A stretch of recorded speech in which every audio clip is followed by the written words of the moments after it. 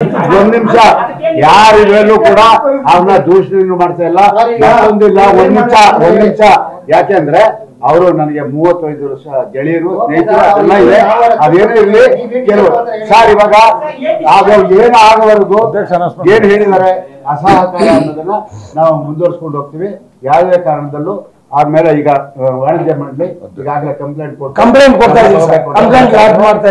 ನಾವು ಮಾಡ್ತೀವಿ ಸರ್. ಎಲ್ಲ ಸಂಘ ಸಂಸ್ಥೆ ತಿರುವು ತಗೊಳ್ಳಿ. ಮೊನ್ನೆ ಒಂದು ಕುಲದವರಲ್ಲಿ ಮೇಲೆ ಕೆಲವರು ಆಯ್ತಲ್ಲ ಸರ್, ಅದ್ರಲ್ಲಿ ಒಂದು ಸಾಂಗ್ ಆಡಿತ್ತು ಸರ್, ಅದನ್ನ ಬ್ಯಾನ್ ಮಾಡಿದ್ದಾರೆ ಸರ್ ಅವರು. ತಗೊಂಡಿಲ್ಲ ಸರ್.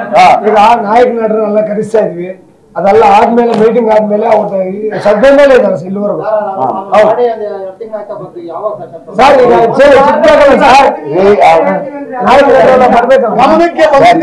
ಈಗ ಪ್ರಯತ್ನ ಪಡ್ತೀವಿ ಸರ್. ಅವ್ನು ಬೇರೆನಲ್ಲ ಸರ್, ಅವರು ನಾವೇನು ಅಸಹಕಾರ ಅಂತ ಹೇಳಿದ್ವಿ ಅದನ್ನ ತಗೊಳ್ತೀವಿ ಅಂತ ಹೇಳಿ ಸರ್. ಅದನ್ನೇ ಮಾಡ್ಬಿಟ್ಟು ನಾವ್ ಹೇಳ್ದಂಗೆ ಅವ್ರು ಕೇಳ್ಬೇಕು, ನಾವ್ ಹೇಳ್ದಂಗೆ ಅವ್ರು ಕೇಳ್ಬೇಕು. ಹೇಳ್ದಂಗೆ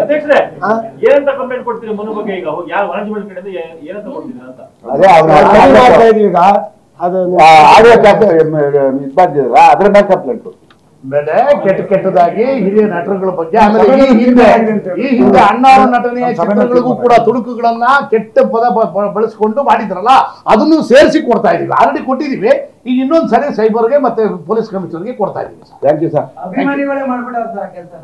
ಅಂದ್ರೆ ನೀವು ಮಾಡಬಾರ್ದು ಅಂತನಾ? ಅಲ್ಲ ನಾವು ಮಾಡಬಾರ್ದಾ? ಮಾಡಬಾರ್ದು ನೀವೇ ಕೇಳ್ತೀರಾ?